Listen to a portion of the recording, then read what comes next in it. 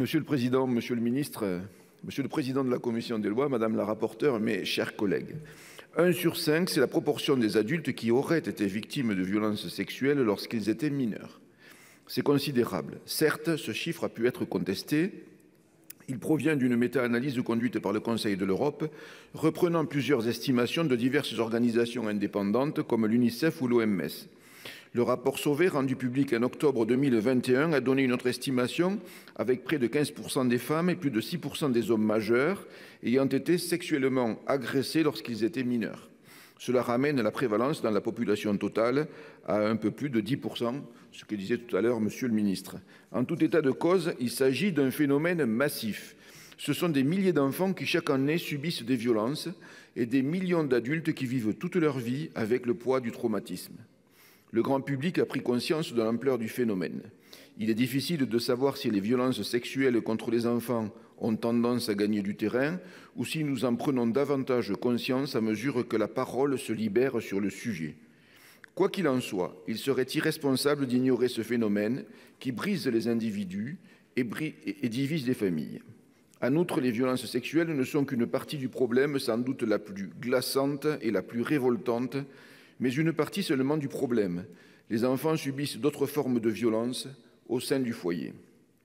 En 2019, le Haut Conseil à l'égalité entre les femmes et les hommes estimait à 400 000 le nombre des enfants concernés par ces violences. Il s'agit bien sûr des violences subies par les enfants eux-mêmes, le plus souvent à cause d'un père violent. Mais il s'agit aussi, et il ne faut pas le négliger, des violences qu'ils ne subissent pas directement, mais qui sont infligées par l'un des parents contre l'autre. Ces violences peuvent traumatiser les enfants presque autant que lorsqu'ils sont eux-mêmes victimes d'éclats de colère, de coups ou d'insultes. Pour chacune de ces situations, la famille n'est plus le cocon protecteur qui permet à l'enfant de s'épanouir en sécurité. La famille devient une prison dont il ne peut plus s'échapper. Je me réjouis que les pouvoirs publics se soient emparés du sujet. Le lancement de la commission indépendante sur l'inceste et les violences sexuelles faites aux enfants, dite Ciivise, il y a 2 ans, a permis de mettre nos institutions à l'écoute des victimes. C'était et c'est un préalable indispensable, car en matière de violences intrafamiliales, une seule boussole doit guider l'action publique, l'intérêt de l'enfant. C'est pourquoi cette proposition de loi doit contribuer à faire avancer le débat sur ces sujets délicats et sensibles. Délicat car il n'existe pas en matière de violence familiale de solution miracle. Nous parlons de situations où l'agresseur est par définition un proche de la victime et même le plus souvent un élément structurant de sa famille. Punir l'agresseur est nécessaire et parfois douloureux malheureusement pour la victime. Ce sont des sujets sensibles aussi car nous avons souvent dans notre entourage connaissance de situations particulières d'un cas de figure où la violence a déjà assombri les relations familiales. Je rappelle au passage qu'il s'agit d'un phénomène qui dépasse tous les clivages sociaux et territoriaux. Je tiens à saluer le travail de la rapporteure qui a conduit un travail sérieux sur ce sujet complexe.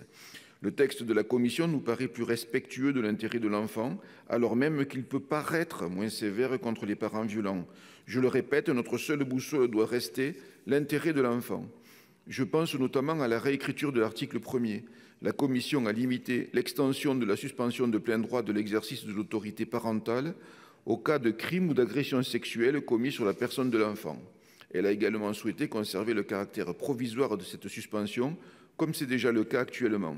Je l'ai dit, il s'agit d'un sujet délicat et sensible.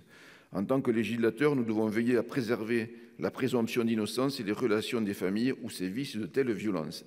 C'est pourquoi il nous paraît judicieux de préserver aussi le rôle du juge aux affaires familiales dans l'application des sanctions à l'encontre des parents violents.